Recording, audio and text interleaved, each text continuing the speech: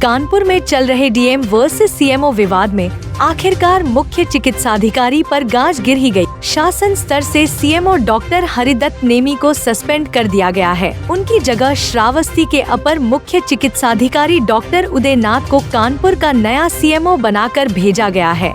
हरिदत्त नेमी को कानपुर से न हटाने की पैरवी विधानसभा अध्यक्ष सतीश महाना से लेकर भाजपा के कई विधायकों ने की थी। डॉक्टर हरिदत्त नेमी को लेकर विधानसभा अध्यक्ष और कानपुर के वरिष्ठ नेता सतीश महाना ने उप मुख्यमंत्री ब्रजेश पाठक को पत्र लिखकर बताया था कि डॉक्टर नेमी का जनता के प्रति व्यवहार बेहद सहज और कार्यशैली सराहनीय है। उन्होंने आग्रह किया कि जनता की भावना को देखते हुए उन्हें कानपुर में ही बनाए रखा जाए। सिर्फ महाना ही नहीं, एमएलसी अरुण पाठक और गोविंद नगर से भाजपा विधायक सुरेंद्र मैथानी ने भी सीएमओ के पक्ष में डिप्टी सीएम को पत्र भेजा था। इन नेताओं ने लिखा कि डॉक्टर नेमी सरकार की योजनाओं को जमीनी स्तर पर प्रभावी रूप से लागू कर रहे हैं और जनप्रतिनिधियों से उनका व्यवहार सदैव सम्मानजनक रहा है। हालांकि बिठूर से विधायक अभिजीत सिंह सांगा ने सीएम योगी आदित्यनाथ को भेजे पत्र में साफ साफ कहा कि डॉक्टर हरिदत्त नेमी भ्रष्टाचार में लिप्त हैं। उन्होंने डीएम के खिलाफ ऑडियो वायरल कर माहौल को बिगाड़ा है और उनके खिलाफ तुरंत कार्रवाई की जाए। सांगा ने यह भी आरोप लगाया कि सीएमओ डॉक्टरों और स्टाफ के साथ अभद्रता करते हैं, आदेशों की अवहेलना करते हैं और तबादलों में मनमानी करते हैं। डॉक्टर हरिदत्त नेमी को कानपुर से न हटाने की पैरवी विधानसभा अध्यक्ष सतीश महाना से लेकर भाजपा के कई विधायकों ने की थी। सचिव ऋतु महेश्वरी की ओर से जारी आदेश के अनुसार राष्ट्रीय स्वास्थ्य मिशन के तहत रिक्त पदों पर चयन प्रक्रिया में अनियमितता बरती गई। जिला स्वास्थ्य समिति एवं संबंधित अधिकारियों की स्वीकृति के बिना नियुक्ति पत्र जारी किए गए, जो नियमों का उल्लंघन है। आदेश में कहा गया है कि उक्त कार्यवाही अधीनस्थ चिकित्सा संवर्ग अनुशासन एवं अपील नियमावली 1999 के नियम 4(1) के अंतर्गत की गई है।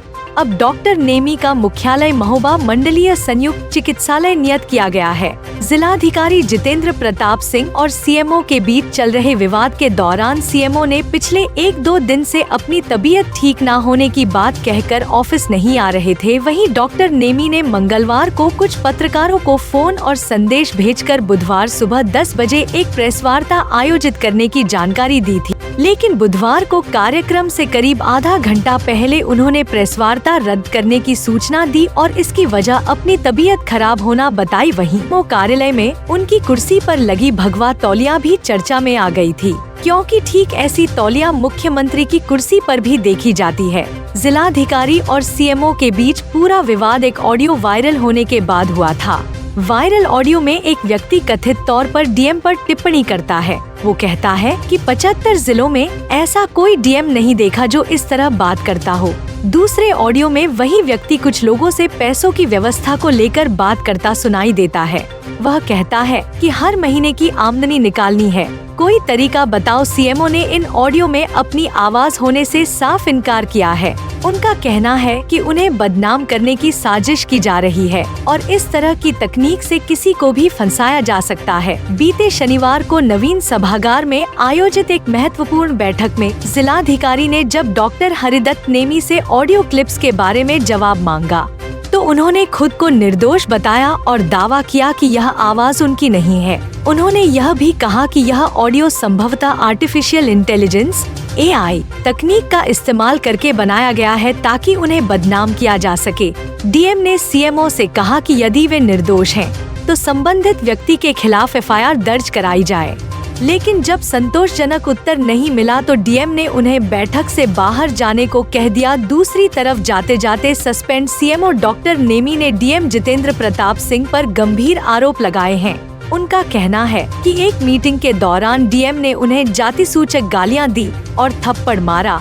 उन्होंने यह भी कहा कि उन्होंने CBI chargesheeted supplier Rajesh Shukla का भुगतान रोका था क्योंकि भेजे गए बैच और सामान में अनियमितता थी। सीएमओ का आरोप है कि डीएम लगातार सप्लायर का पेमेंट करने का दबाव बना रहे थे। उन्होंने यह भी दावा किया कि एसएफओ वंदना सिंह भी इस पेमेंट को पास कराने के लिए उन पर दबाव बना रही थी। डॉक्टर नेमी ने मामले की शिकायत प्रमुख सचिव, मुख्यमंत्री और उप मुख्यमंत्री तक को मेल व व्हाट्सएप के माध्यम से की थी।